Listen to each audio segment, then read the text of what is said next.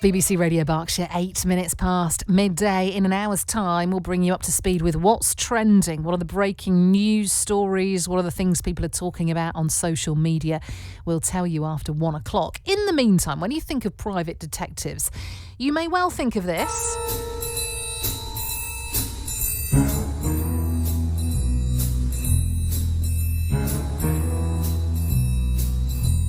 I used to love the Pink Panther. Anyway, it sounds like a job that only exists in books and TV programmes. But actually we do have real-life private detectives working in our area. And we're going to talk to a couple of them now. 18-year-old Lily, who's just started an apprenticeship at a private investigating firm that works across the south. And Harry, who's been working there for nearly 3 years. Afternoon, guys. Hello there. Lily, I'm going to start with you because it seems the obvious place to start here, and then we'll come on to what actually constitutes being a private investigator with you, Harry, in a second. What's made you want to be a private investigator, Lily? I've always been fascinated with law and how crimes are solved and the investigation of them. And it all started back in my first year of college when they were encouraging us to do work experience. And I thought it was going to be crazy to just Google and find an investigation firm. And I was so lucky as to find the Surrey office, which was about 25 minutes away from my house. And so lucky that they let me come in and do a week of work experience with them.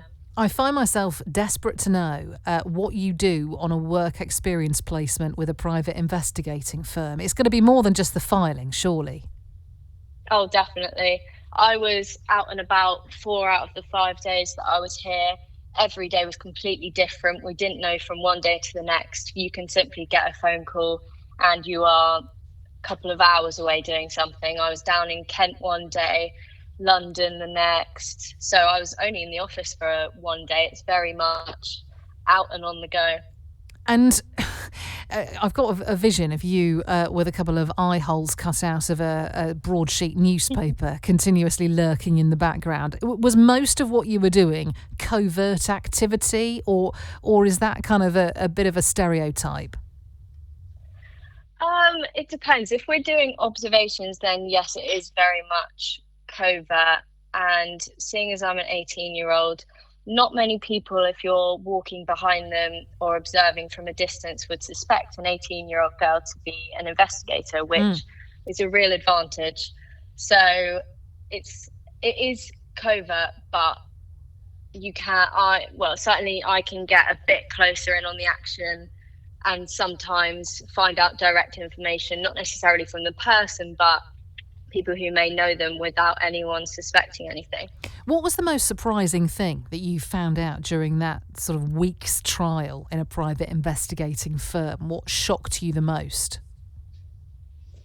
Some of the case facts for something. So on one of the days, me and Harry went up to London and we were doing interviews with some builders on a suspected, it was a burglary case, which the police kind of handed over. And it was just reading those case notes and thinking, wow, we are actually responsible for trying to help these people. And down to me doing work experience, trying to aim questions in the right way to get the answers we want rather than leaving them more generically.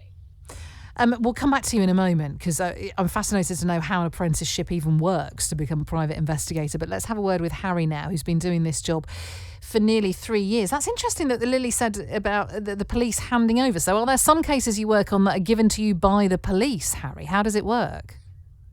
Oh, yeah, absolutely. I mean, a lot of the cases can come from perhaps sometimes the police being unable to be involved. A lot of the times with the civil matters, for sure, you get a lot of clients who perhaps have gone through with civil fraud or perhaps issues in their family, which, of course, without the criminal nature, sometimes the police obviously won't look at it at all. So these days, yeah, absolutely. There's quite a variety of things that come across from the police. Vandalism is quite topical at the moment. But yeah, absolutely. We like to work as well, obviously, alongside with police. If something is quite large scale or can involve things like blackmail, then absolutely we'll get the police involved. Usually when you see private investigators, they are fictional and on TV dramas and are dealing with all sorts of gruesome cases. But what's the reality for a private investigator in the real world? What do you spend most of your time doing? What kinds of cases?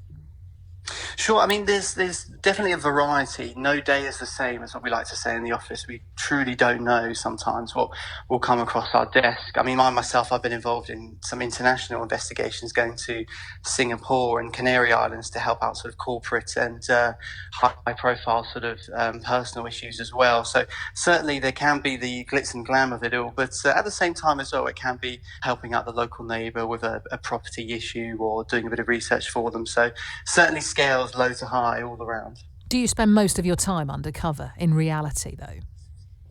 In observations, absolutely. I think a lot of the times, as Lily pointed out very, very well, she's absolutely perfect for being in these deep set cover positions, because obviously a lot of the time, as you say, there is that stereotypical view of your average private eye in the cloak and dagger outfit, let's say. But no, absolutely, it can be really quite long time, long observations undercover spent at these places, or sort of on a stakeout, if you will, just watching for when vehicles come and go. And you must deal with so many different people and so many different types of issues. I realise this is quite a difficult question to answer. But what are the cases that have stuck out in your mind, the most memorable cases for you over the years? Well, absolutely. I think anything international has been obviously such a different scale, because, of course, you're working on foreign soil, and obviously with different legal systems and different personnel, it obviously can get quite complex. I certainly remember Singapore being quite high profile because we were sort of getting into deep cover with businesses. So planting individuals to go in and sort of gain data for working for these people.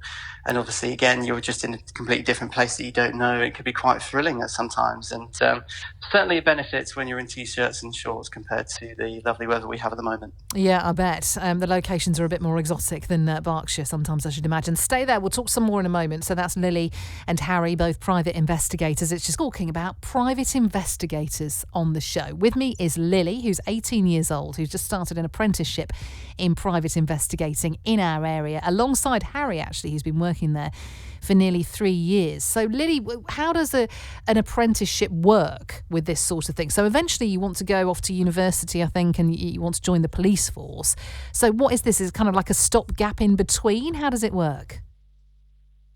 It's kind of just come from the fact that I did the work experience a year and a half ago now, thoroughly enjoyed it. 3 days after I'd done it, Nigel was phoning me back to do the Challenge 25 scheme, which is basically test purchasing in pubs or supermarkets to see whether the employers would follow the right regulations, challenging anyone who doesn't look over 25 for photo ID. And obviously being 18, it means that they should be definitely asking for identification. And Nigel was just bringing me back because that's very helpful to them, having someone who clearly the staff would need to follow those regulations for. So it just came from doing frequent work for them in and around college when I could, to then thinking, I have a gap year. It's what I've really enjoyed. And now I'm part of the team. Yeah, so there are things that only you can do by virtue of your age, by the sounds of things. What, of the sorts of things that you've worked on so far, which are the kinds of cases that you find most interesting? I do love observations, and especially the ones which grip you the most are the marriage and family cases. Just because you have to be so on the ball and do your research first to kind of plan where you think these people could end up, and just use your brain really when you're observing, thinking, could this be useful to what they're going to do 20 minutes down the line? And also, I was going to say, it is the kind of thing that often crops up when you think of private investigator. You do sort of think to yourself, oh, people employ private investigators to see if their partners are having an affair. Harry, is that the reality? Do you work on those kinds of cases sometimes?